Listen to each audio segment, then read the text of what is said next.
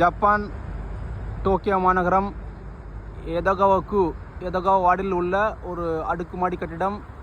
இது எத்தனை மாடி என்று தெரியவில்லை. இந்த மாதிரி கட்டிடத்துக்கு பராமரிப்பு வேலை எப்படி பண்ணுறாங்கன்னு பாருங்கள். இதில் அந்த ஏணி மாதிரி போடல, ஏணி மாதிரி போடாமல் எலிவேட்டர் மாதிரி செட்டப் பண்ணி வச்சுருக்காங்க. இந்த சைடு ஒரு இரும்பு, இது அந்த சைடு ஒன்று இது.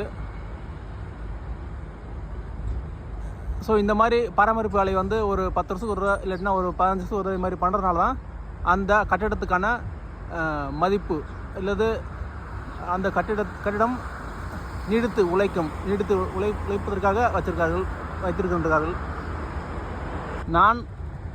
நான் இந்த கட்டிடத்தில் 2008ஆம் வருடம் டிசம்பர் மாதம் ஒரே ஒரு மாதம் தங்கியிருந்தேன்.